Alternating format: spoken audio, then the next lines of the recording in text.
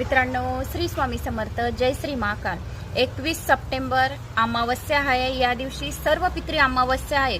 तर 15 दिवस तुम्ही कोणता उपाय केला नाही केला, गाईला पोळी खाऊ घातली, कावळ्यांना पोळी खाऊ घातली की नाही, ब्राह्मणांना दान दक्षिणा दिले की नाही, ब्राह्मणांना जेवण घातलं की नाही, हे काही माहिती नाही, तुम्ही केले नाही केले, तर तुम्हाला हा एक उपाय सर्व पितरी अमावस्येच्या दिवशी नक्की करायचा आहे। घरातील संपूर्ण पितृदोष नाहीसा करायचा आहे। तर तुम्हाला अमावस्येच्या दिवशी प्रदोष कालावर तुम्हाला लांब वातीचा दिवा, घीचा दिवा, त्यामध्ये काळी तीळ अर्पण करायची, दक्षिण दिशेकडे वात करायची आहे आणि आपला घरातील संपूर्ण पितृदोष नाहीसा करायचा आहे। तर अमावस्येच्या दिवशी प्रदोष कालावर तालाब, नदी, बावडी, बेलाच्या झाडाखाली या पिंपळाच्या वृक्षाखाली त्या दिवशी दिवा लावायचा आहे। तर त्या दिवशी रविवार आहे। तर त्या दिवशी तुम्ही म्हणणार की ताई रविवार आहे, पिंपळाच्या झाडाखाली आपण जाऊ नाही शकत, तर तुम्ही तुमच्या हातामध्ये पूजेची थाळी आहे आणि त्यामध्ये साखर जर आहे तर अवदसा आपल्या सोबत येत नाही। जर साखर राहिली आपल्या पूजेच्या ताटामध्ये, रविवारच्या दिवशी जर तुम्ही जाणे अनजाणेमध्ये जर पोचून गेले, तिथे अदरिद्रताचा रविवारी वास असतो।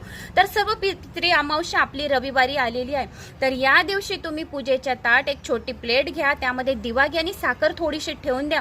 जर जवळ पिंपळाचं झाड असेल तर पितृदोष नाहीसा करण्यासाठी, तुम्हाला पितृदोष दूर करण्यासाठी पिंपळाच्या झाडाजवळ लांब वातीचा दिवा पण लावला तरी चालेल। पण नदी, तालाब, नगर, गाव मध्ये कुठेतरी असेल तर तुम्ही या दिवशी आपल्या पितृंचा नावाचा दिवा नक्की लावा। याच्याने पितृदोष नाहीसे होतील।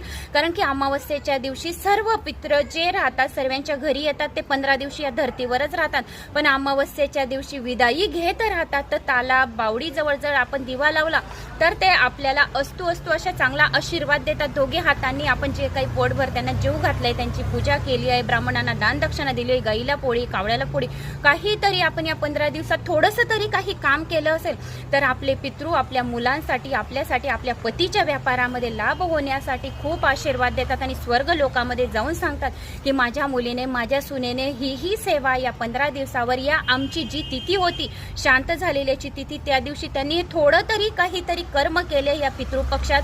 भागवत पुराण सुद्धा ऐकलं असेल या पितृपक्षात, तरी सुद्धा आपले पितृ आपल्यावर प्रसन्न होतात।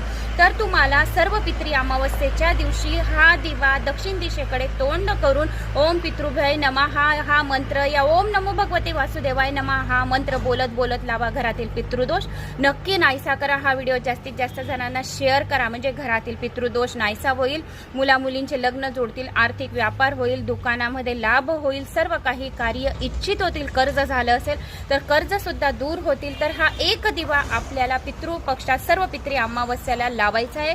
अजून काही खाली लिंक आहे तर तुम्ही क्लिक करू